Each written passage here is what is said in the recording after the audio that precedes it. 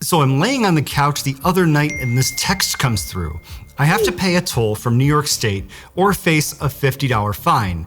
And I, the former Apple employee and iPhone expert, fell for the scam. In this video, I'll start by telling you about the kinds of scams people are falling for, and then show you how to set up your iPhone to be as scam-proof as possible. Back to the scam I fell for, and it's a new one, the late fee scam. They sent it late at night, so I was tired and I reacted impulsively.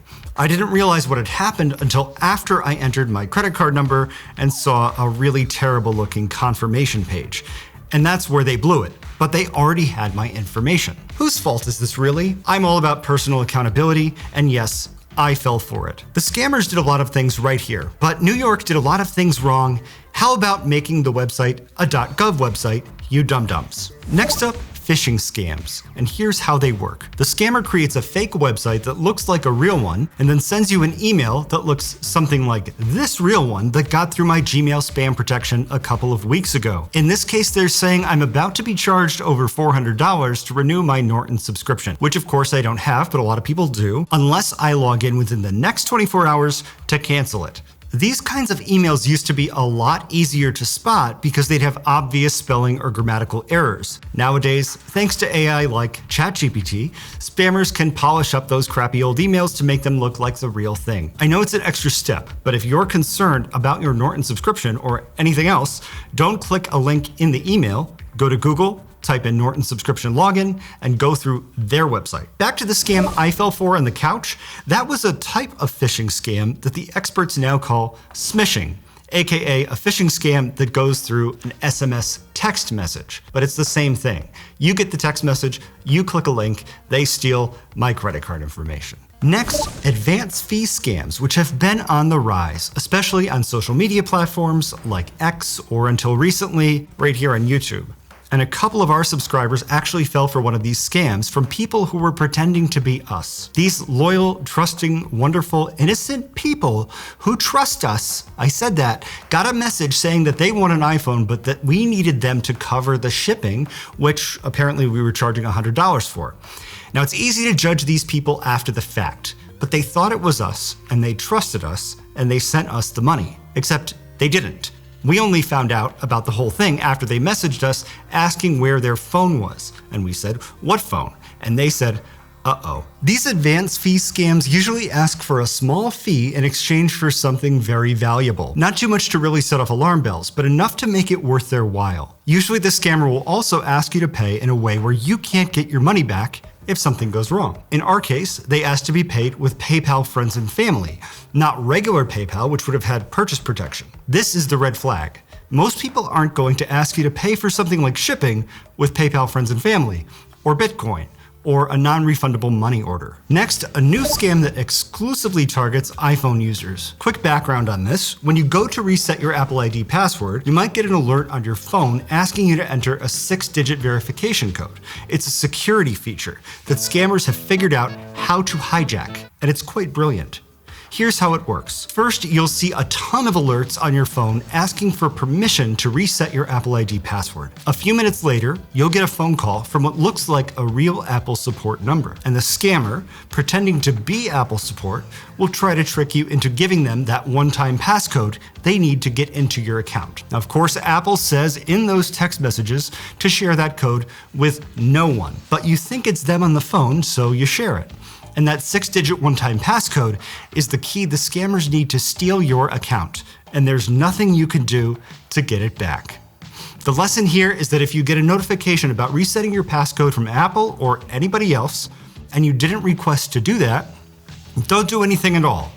The second lesson here is not to trust caller ID, which we talked about in our last video about the privacy settings you need to change to keep yourself safe online. We'll drop a link at the end of this video. Next up, a new hot and steamy scam taking over the online dating scene, and it's called a romance scam. It's basically catfishing. And if you haven't heard of catfishing before, it's when a beautiful woman or man that you're talking to is actually a 45-year-old man living in his mom's basement. A friend of a friend recently fell for one of these and sent thousands of dollars to someone in another country. It was sad because the person was lonely, and the scammer took advantage of that. Other times, let's just say if you get a DM on a dating app from someone offering to come to your house in exchange for gas money, don't send them the money. They're not coming to your house. Next, another scam that's on the rise, the investment scam. These typically target wealthy individuals that don't really know what Bitcoin is, except that a lot of people made a lot of money really fast from it. I myself made $17,000 in 3 months back in 2020 before I quit the game for good because I was staring at it all day, every day, and going crazy. In one popular investment scam, a scammer invites you to join their elite group of investors in order to make, let's say, anywhere between £1,000 and £5,000 per day. If it was that easy to make money, we'd all be doing it. Don't fall for it. Join our YouTube channel instead, where you can get free PDF guides of all the settings we talk about in this video, and we're going to talk about some, and those other essential privacy settings. And you can support what we do for $5. The PDFs are real, and so is your hard-earned cash. Click that join button below if you're interested in this very non-scammy offer. Next up, the job scam.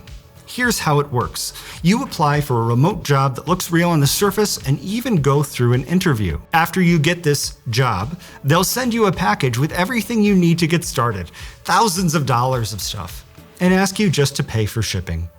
Well, the package isn't real, they're just trying to steal your money. But there's more to this scam. Even if you don't give them the money, chances are they've already stolen your personal information from when you applied for the job. And they're going to sell that to other scammers. Next up, the government impersonation scam.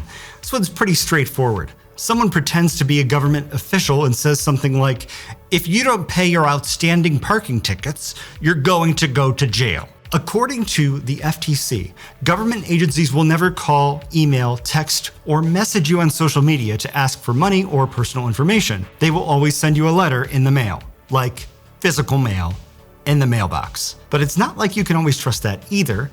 If you think there might be a warrant out for your arrest, my suggestion is to search Google for the agency's phone number, call them, ask them if you really are about to go to jail. Chances are you're not. Next, we've all heard of identity theft. But it has evolved.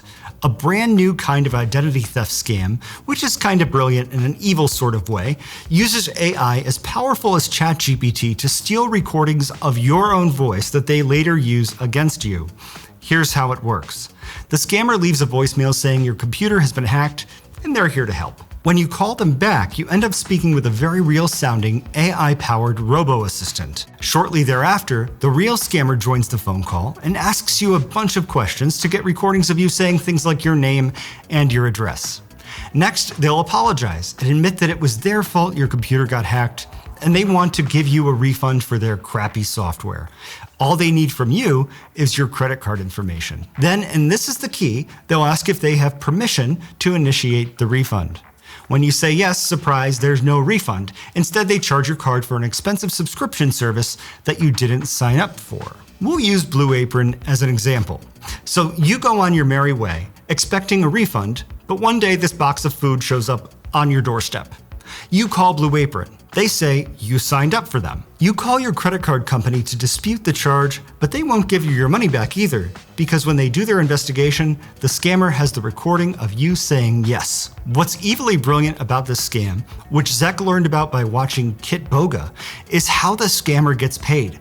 They use their affiliate link to sign you up for Blue Apron, and then Blue Apron pays them a commission for what they think is a legitimate new customer. So in this example, both you and the legitimate business, Blue Apron, are the victims. How do we protect ourselves from these kinds of scams?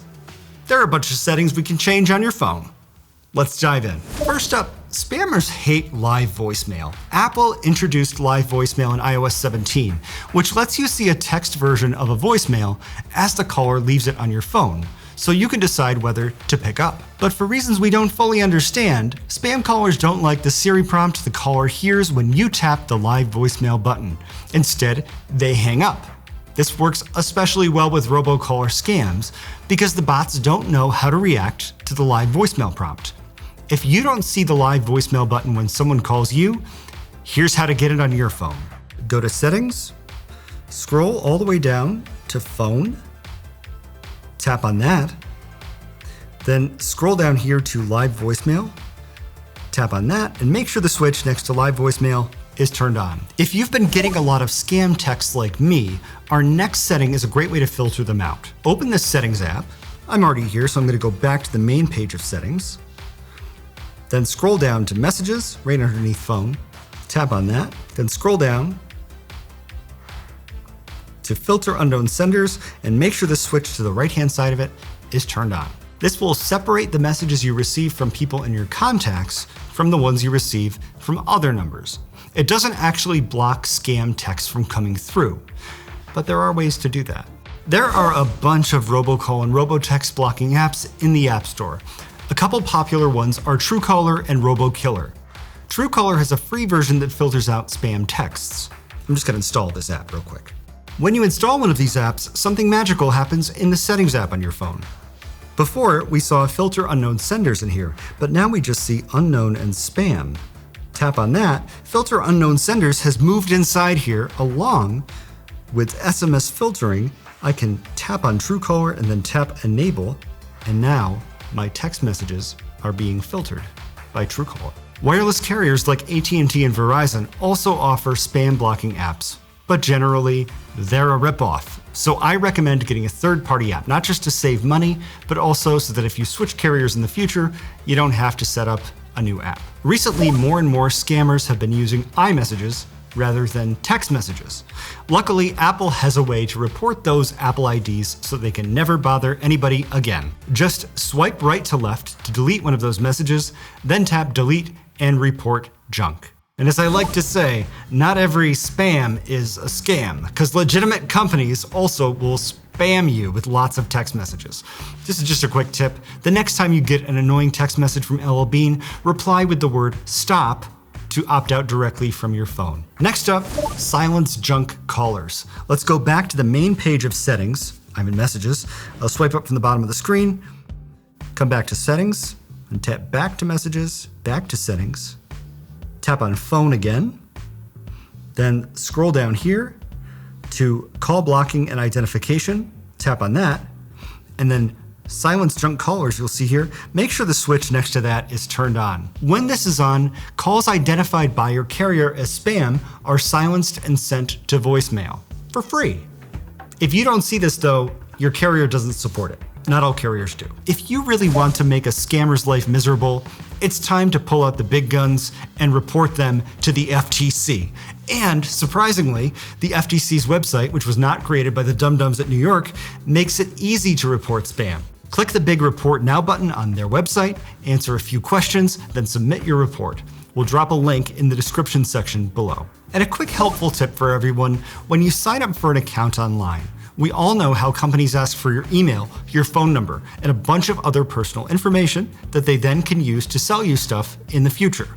But when those companies get hacked, or in some cases, sell your information to data brokers, it's spam city for you. So don't give your phone number away if you don't have to.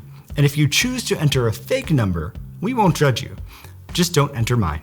Watch our video about the #1 iPhone privacy setting you need to change to stay safe next. And thank you for watching.